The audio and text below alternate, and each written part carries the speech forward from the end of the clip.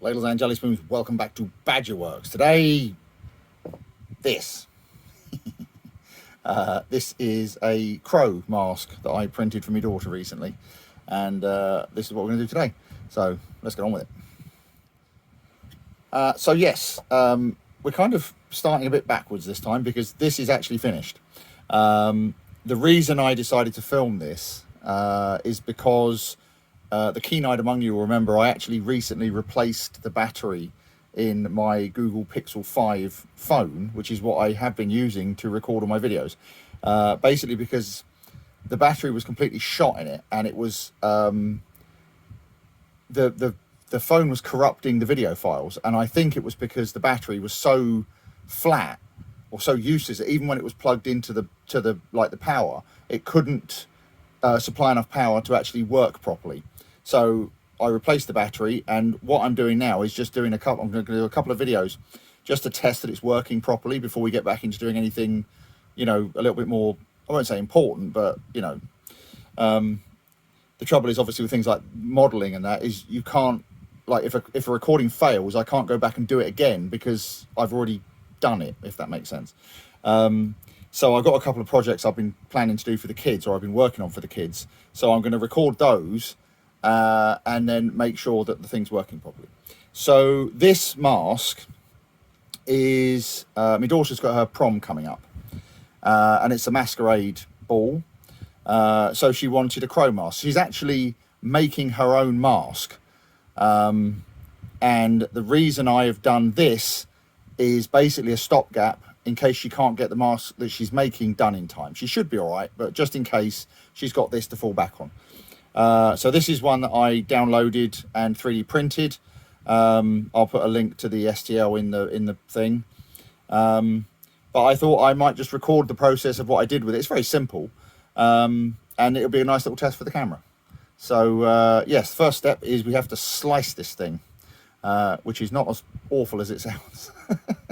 So let's do that. Okay, so we've got the mask in the slicing software here. You'll have to excuse the bird, he's keen to join in. And what we've got to do is slice it and print it. So I have got it set up with the supports. I'm using auto tree supports. Never done this before, so it'll be interesting to see how well this turns out. So if we go into the preview, I've already sliced it. You can see here it's added all of the various supports that we need. And what we will do now is we will drop it into the printer and set it off printing. And the nice thing about this is if we go to device, so if I go to connected printer here, this takes us to the printer. You've got the camera view there. If I just turn the light on in the printer, which is currently in the workshop, then I can copy the file on, which I've already done, select that and hit start print. So we'll set that off printing, and we'll see how it goes. So it'll either work or it won't. All right, let's see what happens.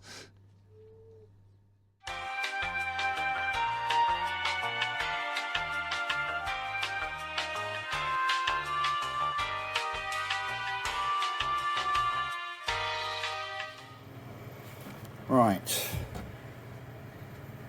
that's finished printing. Doesn't look too bad, does it? So let's see how well this comes off the bed. I might have to yeah, I think we're gonna have to break that off the bed. Hang on a second.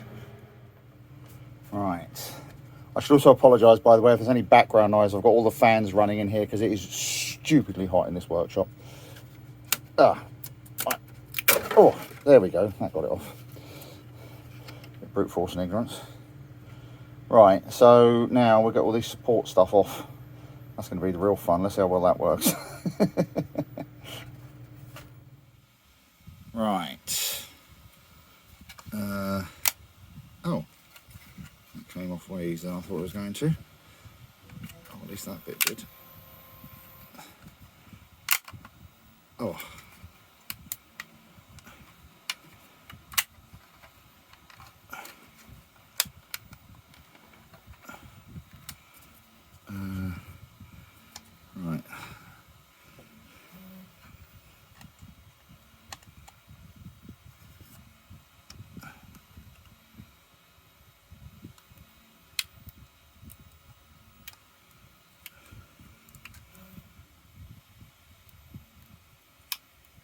Oh, come on. It's just this bit here where it's kind of wrapped around is a little bit awkward.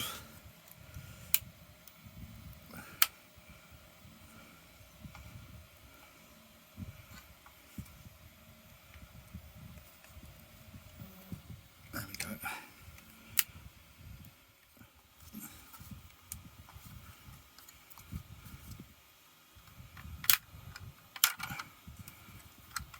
This is coming off way easier than I thought it was going to. This is the first time I've ever printed anything with these like tree supports, and it's working very well actually. Oh, that bit's a bit sticky.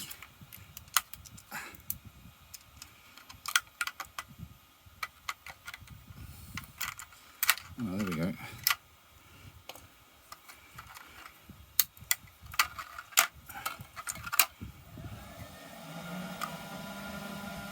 Sorry, excuse the noise, that's the printer just starting printing something else. That's come off really well. Now let's see if this side comes off the same.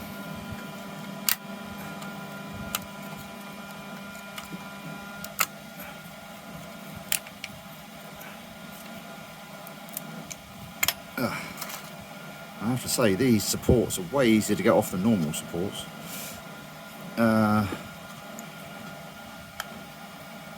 Right, we've got the same problem here as we had on the other side. It's this bit here.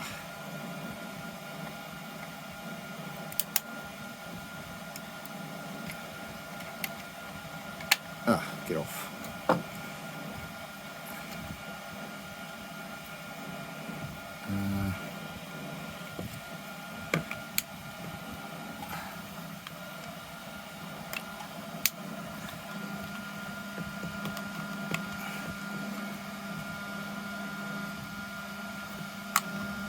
There we go. Well, that looks alright, doesn't it? That's come out really nice, look at that. I was going to paint this, but you know what? I don't think I'll bother. The tip of the nose here is a little bit rough, which is slightly annoying. Oh, there you go, that's stopped now. But, yeah, aside from that, I think this is going to need a little tiny bit of finishing here. There's a couple of like rough edges, but that's nowhere near your face anyway. Yeah, that looks really nice. It's a bit too small for me, but then it's not scaled for my head. Yeah, I'll show the child this, see what she wants to do with it, and then we'll go on from there. Right, well, she's happy enough with it. So I love the finish on this. It looks great. But what I'm going to do is to improve it. I'm going to sand off because it's like here on the bridge of the beak. It's actually smooth, but it looks a bit off. So I'm going to clean up that, and also there's some bits like I don't know if you can see those very well, but here on the eye holes here, there's a few bits that are a bit rough. So I'm going to clean those up. And then I'm going to give it a spray with this High Coat filler primer. As ever, High Coat are not a sponsor, but if anyone from High Coat is watching. But this is great for filling up like small gaps. So for something like this, it'll work really well. So like I say, I'll clean this up, give it a spray with this, and then we'll see what it looks like. Right, there we go. So that's the filler primer on there. You can see it's smoothed up that very nicely. It's had a couple of coats. It's not perfect. There's a couple of bits around here that could probably do with a bit more, but that's fine. So what I'm going to do now is I'm going to hit it with a couple of coats of this matte black inside and out, and then once that's dry, then we'll hit it with a few coats of some clear lacquer, and that should make it nice and shiny. So I will go away and do that, and we'll see what it looks like. Right, so a bit of an anticlimax, but here's our finished article. I mean, we already saw it at the beginning of the video, but there you go. I think this has come out really nice. The printer did a fantastic job of printing it. And honestly, I could have got this a lot smoother and shinier if I'd wanted to. But I think this has come out very well. The nose, or the beak especially, has come out way better than it was when it was just a print. So that's all gone very well. As it turned out, my daughter, as expected, got her mask done. She's very happy with it. She's done an amazing job of it. So that's what she's going to be wearing. But so this is kind of surplus requirements now, but I'm sure she'll find something to do with it. But anyway, there you go. So the next video, or maybe two, will be other stuff that I'm doing for the kids. Again, just to make sure the camera's working properly. So you've got that to look forward to.